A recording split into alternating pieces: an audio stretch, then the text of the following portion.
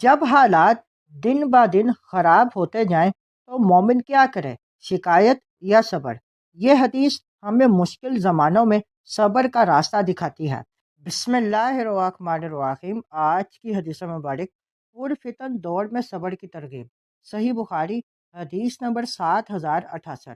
حضرت زبیر بن عدی رحمۃ اللہ علیہ نے بیان کیا، ہم نے حضرت انس بن مالک رضی اللہ تعالیٰ عنہ کی خدمت میں حاضر ہو کر حجاج کے ظلم و ستم کی شکایت کی تو آپ رضی اللہ تعالیٰ عنہ نے فرمایا، صبر کرو، اس لیے کہ ہر آنے والے دور میں حالات پہلے سے بدتر ہوں گے، یہاں تک کہ تم اپنے رب کے حضور حاضر ہو جاؤ۔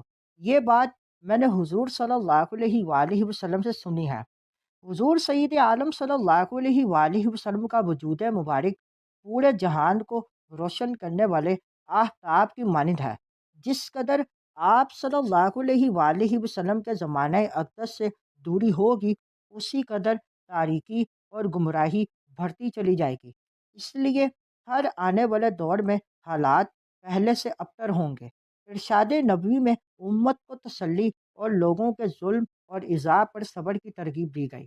یہ حدیث ایک حقیقت بیان کرتی ہے کہ وقت گزرنے کے ساتھ فتنے بڑھتے جائیں گے، دین سے دوری بڑھے گی، ظلم، ناانصافی اور پریشانیاں زیادہ ہوں گی۔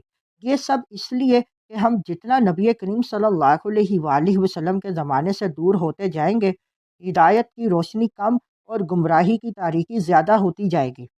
یہ حدیث ہمیں مایوس نہیں کرتی بلکہ صحیح راستہ دکھاتی ہے۔ حالات جیسے بھی ہوں، مومن کا راستہ صبر ہے۔ شکایت سے نہیں، اللہ پر بھروسے سے سکون ملتا ہے۔ ہر آزمائش دراصل ایمان کو مضبوط کرنے کا موقع ہے۔ مشکل وقت میں کیا کریں؟ صبر کو اپنا ہتھیار بنائیں، نماز اور دعا کے ذریعے اللہ سے تعلق مضبوط کریں، ظلم کا جواب ظلم سے نہ دیں، دین پر ثابت قدم رہیں۔ دنیا ہمیشہ آسان نہیں رہے گی۔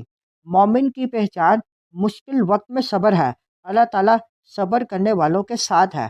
اصل کامیابی آخرت میں ہے، دنیا عارضی ہے۔ یہ حدیث ہمیں سکھاتی ہے کہ بدلتے حالات پر پریشان ہونے کے بجائے صبر، دعا اور اللہ پر یقین کو مضبوط کریں۔ یہی راستہ کامیابی اور سکون کا ہے۔ اللہ تعالیٰ ہمیں صبر کرنے والا بنائے، ہر آزمائش میں ثابت قدم رکھے اور اپنے دین پر قائم رکھے۔ آمین۔